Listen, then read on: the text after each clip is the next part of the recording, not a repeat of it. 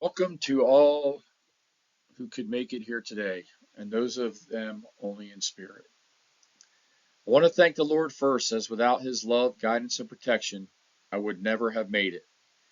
He intervened to save my life many times, and without His grace, I wouldn't be standing here today. So thank you. It took over 40 years for this day to come to fruition, so it's hard to sum up a person's life in 5 minutes, especially when it spans over 5 decades.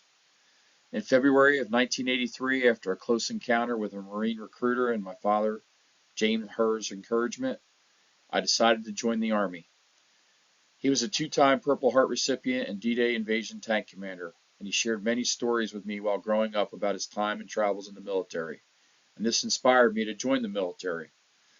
And I must also pay tribute to my mother, Clarabelle Herr, who was a successful woman herself.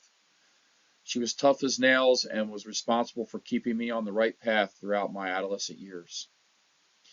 May they both rest in peace, knowing that I successfully made it to this point. A few months after high school graduation, I joined and attended basic training at AIT to become a military policeman at Fort McClellan, Alabama. And that's when it all began.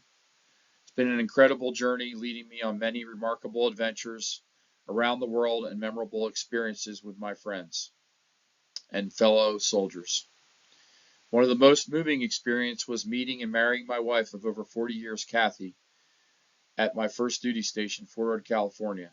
This was divine intervention, as without a beautiful, strong, and capable woman like Kathy by my side, I wouldn't have the love and support needed to accomplish the demands of life in the military.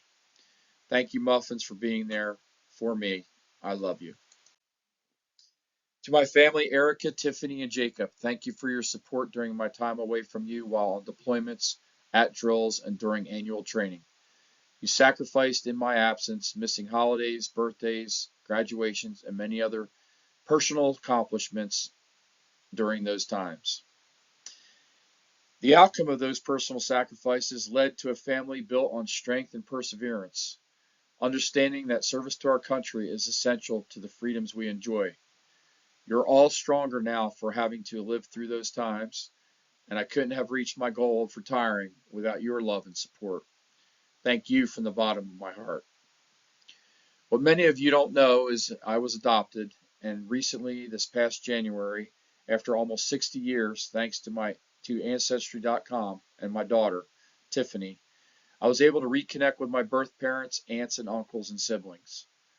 My mother made the trip from Florida here today. Her name is Susan Duffy. Thank you. And without her bravery, I wouldn't be standing here today. I look forward to our journey together from this point on and can't help but to be amazed at the perfect timing of this event in my life. Thank you, Mom, for being a courageous young woman and bearing all those years of anguish, wondering what happened to your son, and I look forward to our life together. To my family and fellow service members, thank you for making my time away from my family worthwhile and memorable.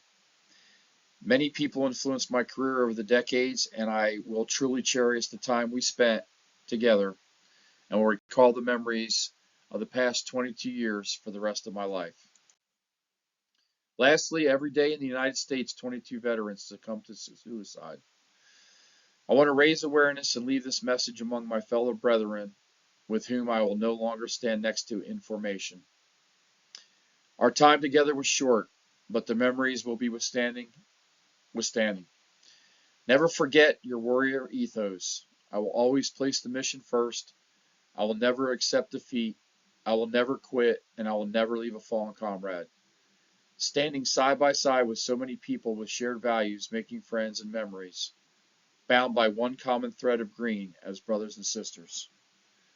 To the officers I worked with, thank you for your respect and guidance, and to the NCOs and junior enlisted soldiers, I will always be proud to have served with you and to be known as a non-commissioned officer, the backbone of the Army.